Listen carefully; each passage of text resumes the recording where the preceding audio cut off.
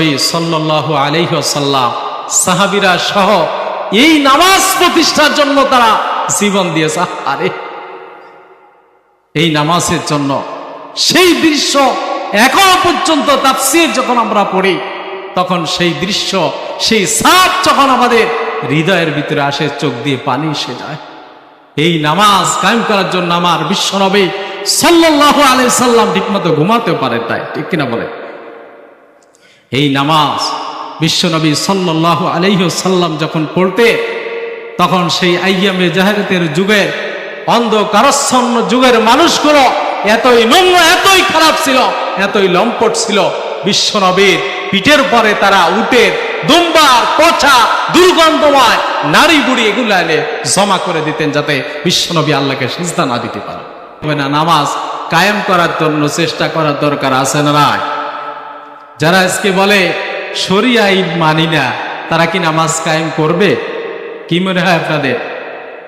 যারা কোরআন মানে না, রাসূল মানে না, শরিয়া আইন মানে না, তারা কশ্চিন কালো খোদার কসম দিয়া বলে তারা জীবনও এই বাংলাদেশ সহ অল বিশ্বে কখনো তারা ক্ষমতায় গেলে আপনার নামাজ কায়েম করবে না।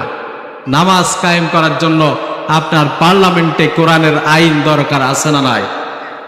জোরে বলে, আছে না নাই? ভয় পান আপনারা?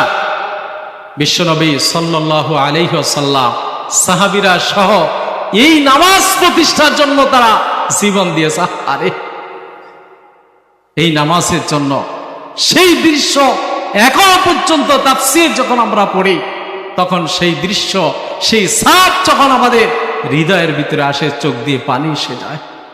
এই নামাজ কায়েম করার জন্য আমার বিশ্বনবী সাল্লাল্লাহু আলাইহি সাল্লাম ঠিকমতো ঘুমাতেও পারেন, তাই ঠিক কিনা বলে? এই নামাজ বিশ্বনবী সাল্লাল্লাহু আলাইহি সাল্লাম যখন পড়তে তখন সেই আইয়ামে জাহেলিয়াতের যুগের অন্ধকারাচ্ছন্ন যুগের মানুষগুলো এতই নোংর, এতই খারাপ ছিল, এতই লম্পট ছিল, বিশ্বনবীর পিঠের পরে তারা উটের দুম্বার, পচা, দুর্গন্ধময় নারী বুড়ি এগুলো এনে জমা করে দিতেন যাতে বিশ্বনবী আল্লাহকে সিজদা না দিতে পারে। আমার নবী করিম সাল্লাল্লাহু আলাইহি ওয়াসাল্লাম সহ সাহাবীরা এক সেকেন্ডের জন্য নামাজ থেকে তারা বিরত থাকেন নাই, নামাজ কায়েম করেছেন। আল্লাহর এক আবেদ বান্দা, এই আল্লাহর এক আবেদ বান্দাইনি দেখতে পেলেন তার বাড়ির সামনে বা তার বাড়ির পাশে এক প্রতিবেশী আছে। সেই প্রতিবেশী চুরি করে, নামাজ পড়ে না, শুধু চুরি করে। কি করে? শুধু চুরি করে। রাতের অন্ধকারে যে মানুষের বাড়িতে চুরি করা লোক আছে না নাই বলেন? আপনি বেরিয়েছেন, বর্তমান সিচুয়েশনে অবস্থায় আমার দুঃখ লাগে। হারে, কয়েকদিন আগে দেখলাম মনিরামপুরে হসপিটালের ভিতরে একটা লোক, চারপাশে আপনার খাটের সাথে বাঁধা আছে লোকটা শুধু গরু গরু বলে আপনার চিৎকার করছে। কারণ কি হলো? আমার দেখে চোখে পানি এসে গেল। মানুষ কত অধম, মানুষ কত খারাপ হতে পারে।